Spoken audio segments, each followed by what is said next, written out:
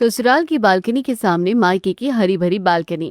गायत्री अपने हाथों में एक तस्वीर को कसकर पकड़े बेड पर बैठे फूट फूट कर रो रही है।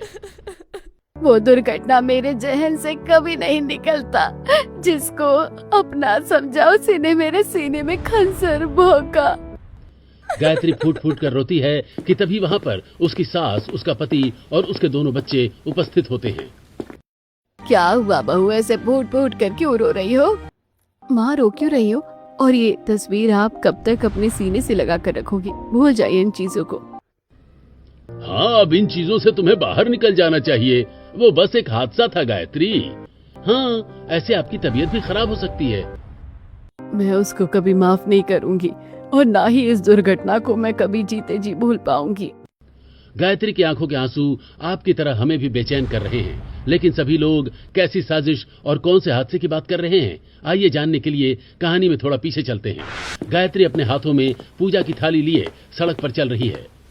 कृष्ण कृष्ण राम राम। वही सड़क पर वंदना और उसकी बेटी आकृति आ रही होती हैं, जिसे देख गायत्री सीधा अपने ऊपर लोटे से जल लेकर छिड़कने लगती है। कृष्ण कृष्ण राम राम। ये किसकी शक्ल देख ली? सुबह सुबह पूरी भजन भक्ति ही भ्रष्ट हो गई है मेरी तो। और अब तो लगता है सारा दिन खराब हो जाएगा। इतना कहकर गायत्री रास्ता बदल लेती है। माँ, ये सब क्या है? आखिर ये आपके साथ ऐसा व्यवहार क्यों करती है?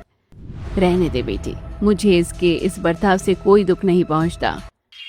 इसी तरह अगले दिन वंदना अपनी हरी भरी बालकनी से हरी भरी सब्जियां तोड़कर पड़ोस के लोगों को बालकनी से ही दे रही होती है। वंदना, तेरी बालकनी में ये चारों तरफ लगी हरी भरी सब्जियां तेरी बालकनी को बहुत खूबसूरत बना देती है और ये सब्जी खाकर हमारी सेहत भी सही ठीक रहती है। इतने में वहाँ पर देवकी अपने बालकनी में आती है। वंदना बहू, थोड़ी सब्जियां मुझे भी दे दे। तेरी हरी भरी बालकनी की सब्जियां काफी स्वादिष्ट बनती है। जी माँ जी, अभी देती हूँ, रुकिए। अब वंदना हरी भरी लौकी और पालक तोड़कर देवकी के हाथ में देती है। देवकी उन सभी सब्जियों को लेकर सीढ़ियों से नीचे उतर रही होती है कि तभी गायत्री उसे देख लेती है। माँ जी, क्या ये सभी सब्जी आपने पड़ोस की वंदना की हरी भरी बालकनी से ली है? हाँ, वो सबको बांट रही थी तो मैंने भी ले लिया। लेकिन माँ जी, आप जानती है ना कि उस औरत से मेरी कितनी बड़ी दुश्मनी है। अच्छा, कोई बात नहीं, तुम अपनी दुश्मनी अपने तक रखो। माँ जो करती है उन्हें करने दो। अब देवकी हरी भरी सब्जियां बनाती है जिसे सब खुश होकर खाते हैं। इसी तरह एक शाम आकृति अपनी हरी भरी बालकनी में पानी पटा रही होती है। दूसरी तरफ शिवानी भी अपनी बालकनी में खड़ी होती है। और आकृति कैसी है? जब से कॉलेज खत्म हुआ है तब से तो घर में तो मन ही नहीं लग रहा है मेरा। हाँ, सही कहा तूने। अब तो बस घर में रहो और मम्मी के साथ उनकी ये हरी भरी बालकनी संभालो। अब आकृति इतना कहती ही है कि तभी दूसरी तरफ गायत्री वहां जाती है। तुझे कितनी बार कहा है कि तू उस लड़की से बात मत किया कर। तू जानती नहीं है इसकी माँ की हकीकत। और डायन है, डायन इसकी माँ, और तुझे भी खा जाएगी एक दिन। माँ, ऐसा मत बोलो, आकृति खड़ी है यहाँ। अरे मुझे फर्क नहीं पड़ता, नागिन के बच्चे ही होते हैं ऐसे। और तू जिस नागिन से दोस्ती कर बैठी है ना, एक दिन यही तुझे अपना फन मारेगी। चल यहाँ से। ये सुनकर आकृति को बहुत बुरा लगता है। तभी एक शाम आकृति बाजार से सब्जी के बीज ले रही होती है। तभी वहाँ से गुजर रहा अमित का पर्स जमीन पर गिर जाता है। सुनिए सुनिए, अरे सुनिए, सुन भी लीजिए, आपसे ही कह रही हूँ। तभी अमित पीछे मुड़कर, जी मुझे कुछ कहा क्या आपने? जी, ये आपका पर्स गिर गया था, पकड़िए, कब से आवाज दे रही हूँ। ओह थैंक यू, मैंने ध्यान नहीं दिया। कोई और होता तो देता भी नहीं। अब इसी तरह कुछ हफ्ते गुजरते हैं और एक दिन गायत्री खाने की टेबल पर, गोविंद जी, मैं सोच रही हूँ कि अपने बेटे अमित की शादी कर दूं। गली मोहल्ले में भी सबने अपने बेटों की शादी कर दी है, बस मेरा बेटा ही कुंवारा घूम रहा है। वैसे इसकी उम्र तो हो गई है हाथ पीले करने की। हाँ तो भाई ठीक है, मैं कल ही पंडित को बुलवाती हूँ। रुक जा बहू, इतनी जल्दीबाजी किस बात की? तू जानती है ना कि तेरे बड़े बेटे की शादी पड़ोस की वंदना की बेटी से बचपन में ही तय हो चुकी है, जो मेरे पति ने तय किया था। ये सुनकर गायत्री दंग हो जाती है। माँ जी, आप मेरी सास है या दुश्मन? आप जानती है ना कि उस वंदना से मेरा 36 का आंकड़ा है और आप चाहती है कि मैं उसकी बेटी को इस घर की बहू बनाऊं। आप जानती है ना उसने मेरे साथ क्या किया है। वैसे माँ, मैं एक पल को मान सकती हूँ कि आंटी ने आपके साथ गलत किया होगा या उनकी कोई गलती रही होगी, लेकिन उनकी बेटी बहुत अच्छी है। वो हमारे भैया की वाइफ बनेगी तो उनके लिए सही साबित होगी। हाँ, मुझे भी वो लड़की ठीक लगती है। पर्सनली मैंने उसे कई बार देखा है। मुझे उसके बिहेवियर में कभी कोई घमंड और कुछ गलत नहीं दिखा। और फिर दादाजी की इच्छा है तो हमें इसे अवॉइड नहीं करना चाहिए। हाँ गायत्री, गुस्से में गलत निर्णय मत लो। तुम जानती हो ना कि मेरे पिता का वो एक आखिरी इच्छा था और हमारा परिवार शुरू से ही मित्रता निभाता आया है। वो तो बीच में तुम्हारी दुश्मनी हो गई वंदना से। इसका मतलब ये नहीं कि हम पुराने वादे तोड़ देंगे। शादी तो उसी से ही होगी। ठीक है, कर लीजिए शादी, लेकिन ना तो मैं उस लड़की को देखने जाऊंगी और ना ही शादी में शामिल होंगी। घर आएगी तो गृह प्रवेश कर दूंगी, बस, इससे ज्यादा और कुछ नहीं। अब 1 से 2 दिन बाद गायत्री का पूरा परिवार अमित को लेकर वंदना के घर पहुंचता है शादी की बात करने। अरे आप लोग बैठिए ना, बेटी जाओ सबके लिए खाना पीने का कुछ बना कर लाओ। जी माँ जी, अभी लाई। अब आकृति बालकनी में आती है और वहां से एक पालक, प्याज और फूल गोभी तोड़कर नीचे ले जाती है और फिर उन सब्जियों को अच्छे से धोकर काटकर उन सब्जियों को बेसन में डुबोकर वो कई तरह के पकौड़े तलती है और फिर चाय और कॉफी बनाती है और फिर सभी चीजों को वो लड़के वालों के सामने रखती है। आपकी बेटी तो बहुत ही सुंदर है और बहुत कामकाजू है और इस नाश्ते से भी बहुत अच्छी खुशबू आ रही है। हाँ, आकृति तो शुरू से ही खाना बनाने में अच्छी है। ये कॉलेज में भी अच्छे अच्छे पकवान बनाकर ही लाती थी। चलो अच्छा है। वैसे मुद्दे की बात यह है कि वंदना जी, हम अपने बेटे की शादी आपकी बेटी से करवाना चाहते हैं। आप तो जानती हैं कि यह पूर्वजों का फैसला है। जी, मैं बहुत अच्छे से जानती हूँ और मुझे इस रिश्ते से कोई एतराज नहीं है। हमारी तरफ से ये रिश्ता पक्का है, आप बस मुहूर्त निकलवा दीजिए। इतना कहकर लड़के वाले खुशी खुशी वहां से चले जाते हैं, लेकिन आकृति के चेहरे पर एक डर और घबराहट झलक रही होती है।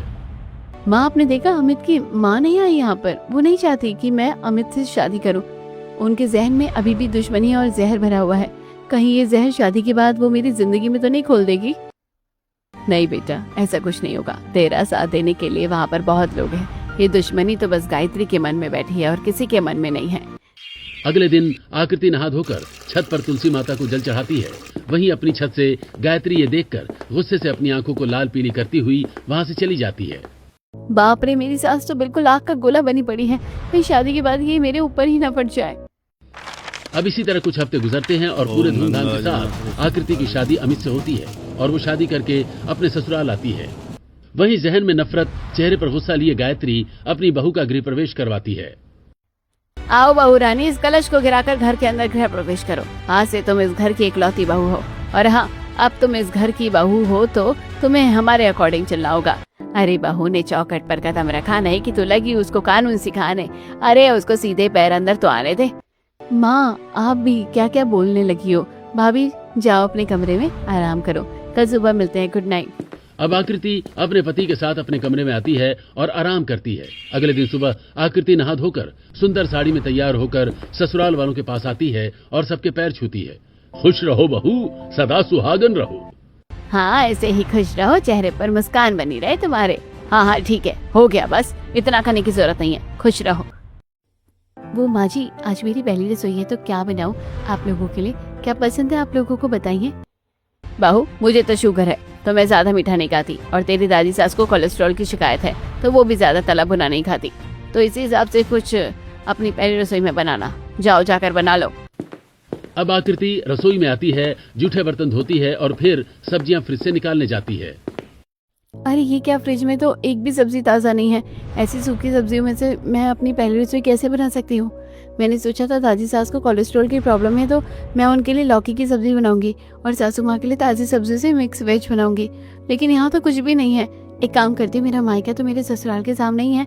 अपने ससुराल की बालकनी में जाकर अपने मायके की हरी भरी बालकनी से कुछ ताज़ी सब्जी ले आती हूँ। अब कपड़े की बाल्टी लेकर आकृति बालकनी की तरफ जा रही होती है। बहू, तू खाना बनाने गई थी, बालकनी में क्या करने जा रही है? जी, वो कपड़े सुखाने जा रही हूँ। गर्मी बहुत ज्यादा है ना, अगर ये ऐसे ही पड़े रहे तो इनमें बदबू आ जाएगी। ठीक है, जल्दी कर, सबको बहुत भूख लग रही है। अब आकृति बालकनी में आती है और तेज तेज खांसने लगती है, जिसकी आवाज सुनकर फौरन उसकी माँ बालकनी में आती है। अरे तू यहाँ क्या कर रही है और खांस क्यों रही है? तबीयत तो ठीक है तेरी? हाँ हाँ माँ, सब ठीक है। आप मेरी बात सुनो, मुझे जरा अपनी हरी भरी बालकनी से कुछ सब्जियां दे दो। पागल है क्या तू? अपने ससुराल की बालकनी से तू अपने मायके की हरी भरी बालकनी से सब्जी मांग रही है? किसी ने देख लिया ना तो शादी के पहले ही बवाल हो जाएगा। माँ, किसी को पता नहीं चलेगा। रुको, मैं तार के ऊपर चादर बिछा देती हूँ। अब आकृति अपनी बालकनी के फर्श पर एक चादर बिछा देती है। फिर सामने की बालकनी से उसकी माँ एक एक कर सब्जियां फेंकना शुरू कर देती है। जो सीधे आकृति की बालकनी की चादर पर गिरती हैं और वो उन्हें फटाफट चुन लेती है। अब रसोई में जाकर आकृति 2 से 3 तरह की सब्जी, रोटी, चावल और मीठे में हलवा बनाकर घर वालों को दे देती है। अब सभी लोग खाना खाते हैं। भाभी, खाना बहुत अच्छा बनाया आपने। हाँ, खाना तो वाकई बहुत अच्छा बना है। हाँ, मुझे भी काफी अच्छा लगा। खाना स्वादिष्ट है। बहू, तू भी आ, बगल में बैठकर खा।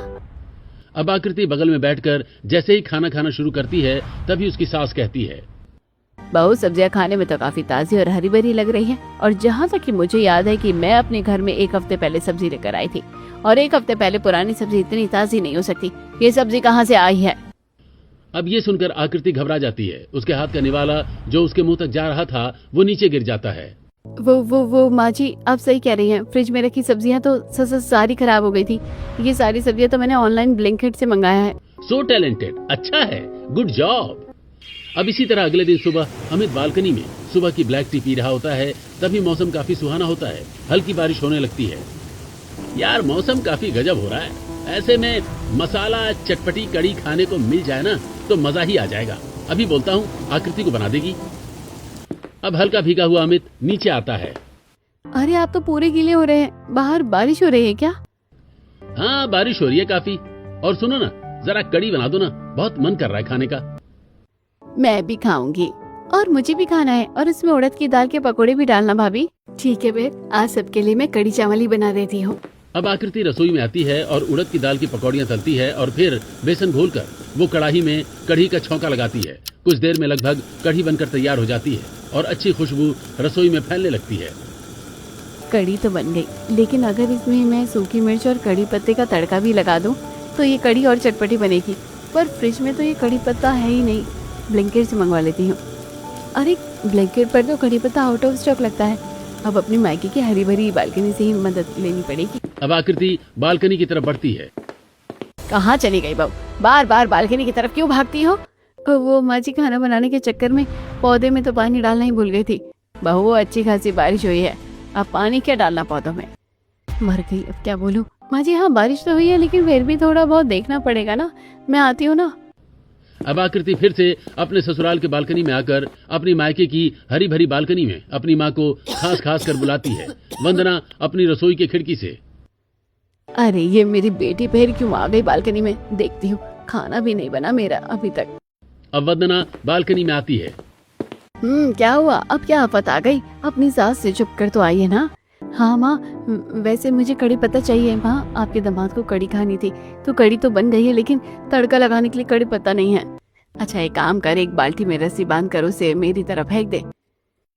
अब आकृति रस्सी से बंधी बाल्टी को हवा में लहराते हुए सीधे अपनी माँ की बालकनी की तरफ फेंक देती है। अब वंदना उसमें ताजा कड़ी पत्ते डालती है और बाल्टी को धीरे से नीचे लटका देती है, जिसे आकृति धीरे धीरे अपनी बालकनी की तरफ खींच लेती है। पड़ोसी ये देखकर, बाप रे, वैसे तो सास और समधन में कभी पटती नहीं है, दोनों एक दूसरे की जन्म जानी दुश्मन है। और बहू देखो कैसे बालकनी से रिश्ता निभा रही है अपनी माँ के साथ। सही कहा, बेचारी फंस गई है इस घर में बहू बनके, खुलकर अपनी माँ से बात भी नहीं कर पाती है। अब कड़ी में तड़का लगाकर आकृति सबको कड़ी खाने को देती है। सभी लोग कड़ी खाते हैं और कड़ी की बहुत तारीफ करते हैं। इसी तरह एक दिन घर के सभी लोग खाना खाकर सो रहे होते हैं। रात के 11 बज रहे होते हैं कि तभी घर के मेन दरवाजे पर ठक ठक होती है। गायत्री नींद में दरवाजा खोलने आती है। अरे दीदी, आप यहाँ इतनी रात को? सब ठीक तो है ना? हाँ हाँ, सब ठीक है। अपनी ससुराल आई थी तो सोचा तुमसे मिलती चलो। हाँ, सही कहा। वैसे रात को तुम्हारी नींद खराब कर दी क्या मैंने? हाँ, लग तो यही रहा है कि सबकी नींद खराब हो गई है। नहीं नहीं, ऐसा कुछ नहीं है, अभी सब सोने ही गए थे। अभी मैं बहू को उठा देती हूँ।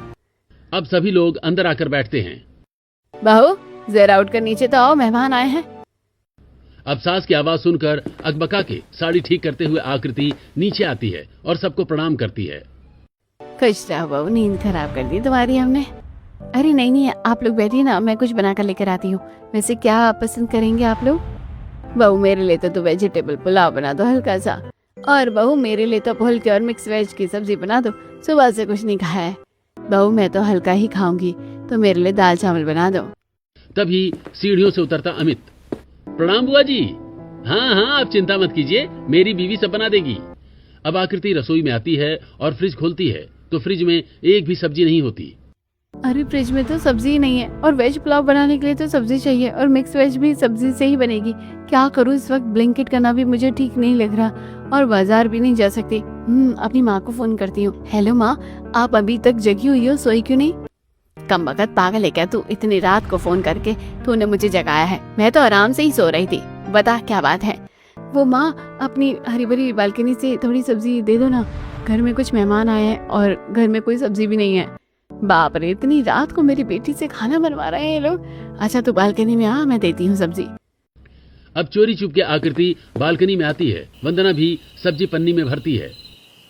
अरे ये सब्जी मैं तुझे दे हूँ कैसे? यहाँ से फेंकूंगी तो सारी सब्जी नीचे गिर जाएगी। माँ आप कोई जुगाड़ लगाओ ना। अरे रुक जा। अच्छा रुक, मेरे पास ड्रोन है, मैं उसमें लटका के रिमांड से भेजती हूँ सब्जियाँ।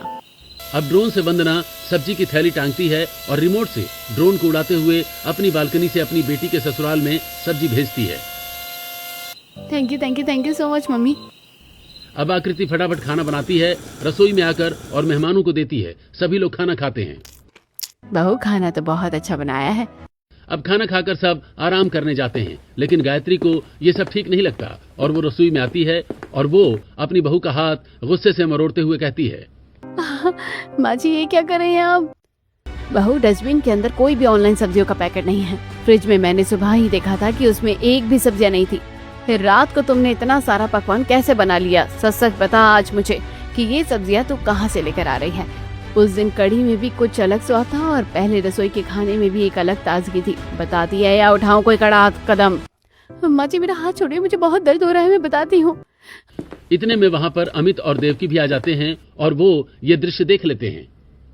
हाँ माँ जी, वो दरअसल आप ठीक कह रही हैं। आपको जितनी बार भी खाने में स्वाद अलग लगा है, मैंने उतनी बार वो सब्जी अपने मायके की हरी भरी बालकनी से ली है, और आज का खाना भी मैंने अपने मायके की बालकनी से ही लाई हुई सब्जियों से बनाया है। तू जानती है ना कि मुझे तेरी माँ से कितनी नफरत है। तूने मुझे उसके घर का निवाला खिलाया। माँ ये कैसी बात कर रही हो आप? अगर आकृति सही वक्त पर सब्जियां लेकर नहीं आती तो मेहमानों को क्या खिलाती वो? हाँ और छोड़ तू बहू का हाथ, उसने जो किया सही किया। तू क्या चाहती है, घर आए मेहमान भूखे पेट सोते रहे?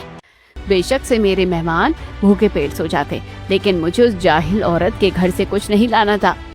इतना कहकर गायत्री गुस्से में वहाँ से चली जाती है, लेकिन आकृति की आंखों से डब डब आंसू गिरने लगते हैं। दादी जी, आखिर मम्मी जी की ऐसी क्या दुश्मनी है मेरी माँ से जो वो उनसे इतनी नफरत करती है? क्या हुआ है उनके बीच? कुछ नहीं हुआ बहू, ये सब बातें तू जानकर क्या करेगी? जा तू आराम कर। अब अगले दिन आकृति जब बालकनी में कपड़े सुखाती है तो उसकी माँ देखती है कि उसके हाथों पर लाल निशान हैं। अरे अरे बेटी, सुन सुन, मेरी आवाज आ रही है तुझे? ये तेरे हाथों में निशान कैसा है? किसी ने तेरा हाथ मोड़ा है क्या? अरे नहीं नहीं माँ, ये सब तो ऐसे ही गर्मी में थोड़े रैशेस हो गए थे, मैं आती हूँ। अब इसी तरह एक शाम देव की। बहू, बहुत मन कर रहा है अरबी के पत्तों के पकोड़े खाने का। उसमें जो बेसन लगाकर सब्जी बनाती है ना, वो बहुत ही स्वादिष्ट बनती है। लेकिन आज के टाइम पर अरबी के पत्ते कौन उगाता है?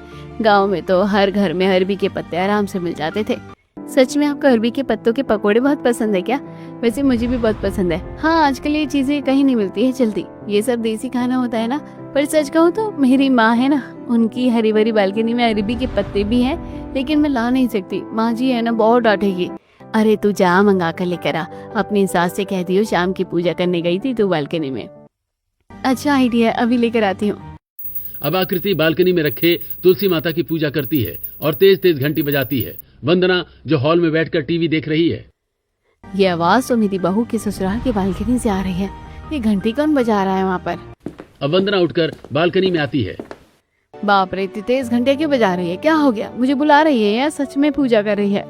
अरे माँ, आपको ही बुला रही हूँ। वैसे ससुराल के बगल में मायके की हरी भरी बालकनी होने का बहुत फायदा है। जो मन करता है वो झटपट मांग लेती हूँ।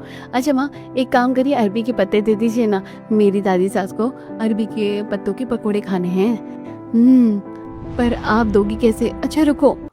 अब आकृति अपनी बालकनी से एक लंबा डंडा बांधकर सामने वाली बालकनी तक पहुंचाती है, जहां उसकी माँ उस पर पन्नी में अरबी के पत्ते टांग देती है। फिर आकृति बड़ी ही चतुराई से उस डंडे को धीरे धीरे अपनी तरफ स्लाइड करते हुए खींच लेती है।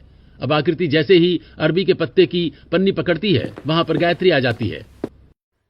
आजा बहू, तू यहाँ ससुराल की बालकनी से अपने मायके की हरी भरी बालकनी से अरबी के पत्ते ले रही है?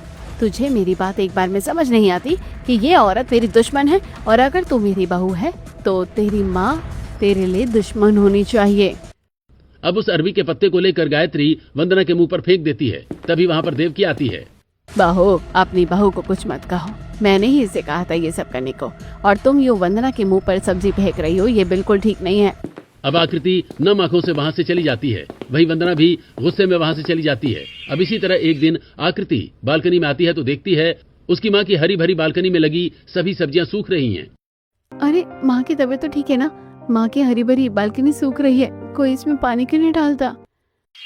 अब अगले दिन फिर आकृति बालकनी में आती है तो देखती है हरी भरी बालकनी पूरी तरह से सूखती जा रही है। अब आकृति बिना किसी से पूछे बालकनी में एक मोटर लगाती है और पाइप द्वारा पानी का फव्वारा अपने मायके के बालकनी में भेजती है और पानी पटाने लगती है। अब माँ को वहाँ जाकर देख तो नहीं सकती, कम से कम यहीं से उनके काम आसान कर देती हूँ। वहीं नीचे खड़ी सड़क पर गायत्री के ऊपर पानी की कुछ बूंदें गिरती हैं। गायत्री सर ऊपर करती है और देखती है कि उसकी बहू कैसे अपने ससुराल की बालकनी में खड़ी होकर मायके की हरी भरी बालकनी में पानी पटा रही है। अब गुस्से से गायत्री ऊपर आती है और मोटर बंद करती है। ऐसा है ना बहू, अगर इस घर में रहना है तो मेरी बात माननी पड़ेगी, लेकिन तुम मान नहीं रही, इसलिए मुझे तुझे आज सजा देनी ही पड़ेगी। अब गायत्री अपनी बहू के पैर से चप्पल छीनकर उसे कड़ी धूप में नंगे पैर खड़ा कर देती है। खबरदार, जो तू अब नीचे गई तो जब तक मैं नहीं कहती तू इसी धूप में बालकनी में खड़ी रहेगी। माँ जी, बालकनी का फर्श बहुत गर्म हो रहा है, मेरा पैर चल रहा है, तो मैं क्या करूं, खड़ी रहे ऐसी। अब कड़ी धूप में आकृति खड़ी खड़ी बेहोश हो जाती है। उसके पैर लाल पड़ जाते हैं। तभी वहां पर अमित शिवानी आते हैं। आकृति, ये क्या हुआ तुम्हें? तुम ठीक तो हो ना? अब आकृति की बालकनी का शोर उसके मायके तक जाता है और उसकी बीमार माँ लड़खड़ाती हुई अपनी बालकनी में आती है। दामाद जी, मेरी बेटी ठीक तो है ना? भगवान पक्का इसकी सास ने ही कुछ किया है इनके साथ। भाभी, भाभी क्या हुआ आपको? अब आकृति को होश आता है और आकृति रो रो कर सारी बात बताती है। इतने में वहां पर गायत्री आती है। माँ, ये सब क्या है? अगर मेरी पत्नी आपको कुछ कहती नहीं, इसका मतलब ये नहीं कि आप उसके साथ कुछ भी करेंगी। और क्या हो गया अगर उसने थोड़ी मदद ले ली अपने मायके वालों से तो? हाँ भैया, ठीक कह रहे हैं। और वैसे भी भाभी ने कभी भी अगर अपने मायके की हरी भरी बालकनी से मदद ली है तो वो सिर्फ हमारे लिए, हमारी भलाई के लिए, उनका कोई स्वार्थ नहीं है इसमें।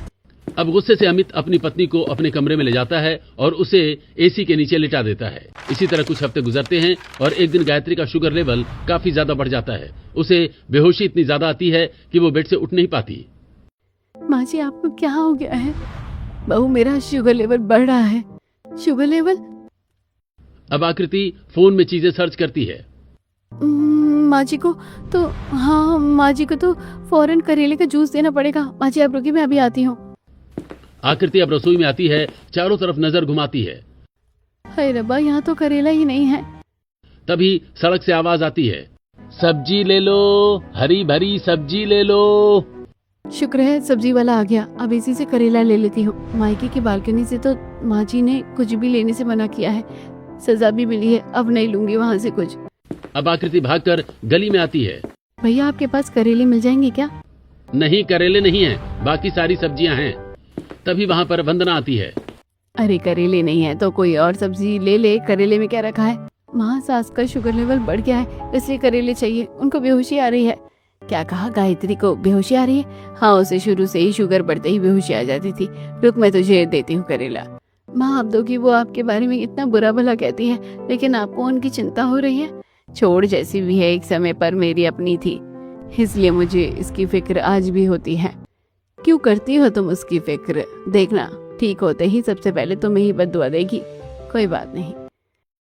अब अपनी बालकनी से वंदना करेले लाकर अपनी बेटी को देती है। आकृति उन करेलों को उबालकर उसका जूस अपनी सास को देती है, जिससे शाम तक गायत्री की तबीयत पहले से बेहतर हो जाती है।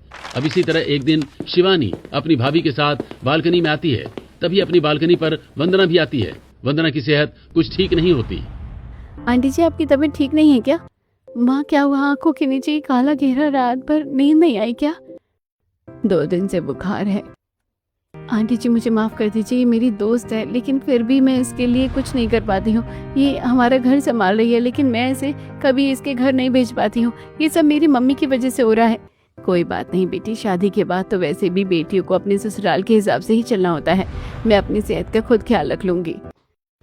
ये सुनकर आकृति की आंखें काफी नम हो जाती हैं। तभी वहां गायत्री आती है और वो अपनी बहू का हाथ मोड़ते हुए कहती है, तुझे मैंने यहाँ आने से मना किया तो तू मेरी बेटी को यहाँ ले आई। अपनी माँ से रिश्ते कब तोड़ेगी तू? माँ, भाभी का हाथ छोड़िए। ये सब क्या है? इतना अहंकार ठीक नहीं है। उनकी माँ की तबीयत खराब है, ऊपर से भाभी अपनी माँ की देखभाल ना करके आपकी देखभाल करती है। सिर्फ आपको दिखता नहीं है क्या? आखिर आपकी ऐसी क्या दुश्मनी है उनसे जो आपके अंदर की इंसानियत ही खत्म हो गई है? मुझे अपने पुराने जख्मों को खरोचना नहीं है, उससे मुझे तकलीफ होगी। इतना कहकर गायत्री रोते रोते वहां से चली जाती है। दूसरी तरफ वंदना भी वहां से चली जाती है। भाभी, आखिर आपकी माँ ने ऐसा क्या किया है मेरी माँ के साथ जो मेरी माँ उन चीजों को भूल ही नहीं पा रही है? क्या आपको कुछ नहीं पता? नहीं शिवानी, मैंने कई बार जाने की कोशिश की लेकिन मुझे कुछ नहीं पता चला आज तक। अब इसी तरह कुछ हफ्ते गुजरते हैं और एक दिन गायत्री का बेटा ऑफिस से घर आ रहा होता है कि तभी सड़क पर उसका एक्सीडेंट हो जाता है। इत्तेफाक से वहाँ वंदना आती है। अरे कौन है ये शख्स? आप लोग खड़े खड़े देख रहे हैं। वंदना अब जैसे उसका चेहरा देखती है, हे भगवान, ये खून से लथपथ मेरे दामाद है, कोई मदद करो उनकी। अब वंदना अपने बलबूते पर अपने दामाद को ऑटो करके अस्पताल लेकर आती है। घबराने की बात नहीं है, अब ये ठीक हैं। चलो बेटा, मैं चलती हूँ। अब तुम अपनी माँ को बुला लो, वो मुझे यहाँ देखेगी तो। रुकिए मम्मी जी, बस बहुत हुआ। आज उन्हें भी पता चले कि आप दुश्मन नहीं, परिवार का हिस्सा हैं। अब अमित खुद फोन करके परिवार के सभी सदस्यों को अस्पताल बुलाता है। क्या हुआ बेटा, तू ठीक तो है ना? और ये औरत ये यहाँ क्या कर रही है? सच सच बता, इसने कुछ किया है क्या तेरे साथ? माँ शांत हो जाइए, इन्होंने कुछ नहीं किया है, बल्कि सड़क पर मैं जब अधमरी हालत में पड़ा था तब यही मुझे अस्पताल लेकर आई। हाँ, तुम्हारा बेटा ठीक कह रहा है। और मैं तो ये सब करने के बाद यहाँ से जा ही रही थी, लेकिन इसने मुझे यहीं रोक लिया। माँ, अगर आज मेरे पति ने आपको यहाँ रोका है तो आज मेरी सास को भी ये सच बताना पड़ेगा, जिस वजह से वो आपसे नफरत करती है। बहू, आज तू सबको सच बता, आज इन्हें भी पता चले कि वो हादसा था या साजिश। दिल बैठता जा रहा है, लेकिन आज मैं बोलूंगी। बहू सुनो, ये औरत मेरी दुश्मन है क्योंकि इसने मेरे 2 साल के बेटे को जान से मारा है। ये चिढ़ती थी मेरे बेटे से। ये सच नहीं है, मैं क्यों चिढ़ूंगी तुम्हारे बेटे से? इसलिए क्योंकि तुम्हें पहली बेटी हुई और मुझे बेटा। डॉक्टर ने उसी वक्त तुमसे कहा कि अब तुम्हारी कोई संतान नहीं होगी और तुमने कहा कि तुम्हें बेटी नहीं बेटा चाहिए। और फिर एक दिन जब मेरा बेटा बीमार पड़ा, मैं परेशान होकर तुम्हारी बालकनी से हरी ताजी सब्जियां लेकर गई, अपने बेटे को खिलाया और मेरा बेटा उसे खाकर उसी वक्त मर गया। तुमने जानबूझकर मुझे वो केमिकल वाली सब्जियां दी थी। चुप करो गायत्री, ये सच नहीं है। जिन सब्जियों को खाकर तुम्हारे 2 साल के बेटे की मृत्यु हुई, वो पौधा किसी माली ने आकर मेरे बालकनी में लगाया था और उसने कोई घटिया केमिकल इस्तेमाल किया था, जिससे वो पौधा 3 दिन में काफी अच्छी तरीके से पनप गया था। सब्जियां तक आ गई थी उसमें। मैं खुश थी, मुझे लगा ये ताजी सब्जियां हैं और वो सब्जी मैंने तुम्हें दे दी। लेकिन जब डॉक्टर ने बोला सब्जियों के केमिकल से तुम्हारे बेटे का देहांत हुआ है, तो मेरे पैरों तले जमीन निकल गई। मैंने हर गली नुक्कड़ में उस माली वाले को ढूंढा, लेकिन वो मुझे कभी कहीं नहीं मिला। वो दिन है और आज का दिन है। मैंने वो सब्जी आज तक अपनी बालकनी तक में नहीं लगाई है। और अगर सच में तुम्हारे बेटे से मैं जलती ना, तो आज तुम्हारे बेटे को बचाती नहीं, उस रोड में मैं मरता छोड़ देती। माँ, वंदना आंटी सही कह रही है। यह आपकी गलतफहमी है और कसूरवार तो वो माली है, जिस वजह से मेरा पहला भाई इस दुनिया में आते ही चला गया। अब गायत्री को शर्मिंदगी महसूस होती है। वंदना की आंखों से भी झरझर आंसू गिर रहे होते हैं। चुप हो जाओ वंदना, शायद तुम ठीक कह रहे हो। अगर तुम्हें मेरे बेटे से दुश्मनी होती तो आज तुम मेरे बेटे को कभी नहीं बचाती। मैं ही इतने सालों से गलतफहमी में जी रही थी। अब वंदना और गायत्री नासमझ थी, लेकिन बच्चे समझदार थे। वो फूलों की नर्सरी में जाते हैं और उस माली को ढूंढ निकालते हैं और उसे पुलिस के हवाले करवा देते हैं। और इस दिन के बाद से वंदना और गायत्री की दोस्ती फिर से घनिष्ठ हो जाती है। तभी एक दिन गायत्री वंदना की बालकनी में खड़ी है, उसके हाथ में हरी सब्जियां हैं। मुझे बहुत खुशी हो रही है गायत्री, इतने सालों बाद तुम्हें फिर से अपनी हरी भरी बालकनी में देखकर।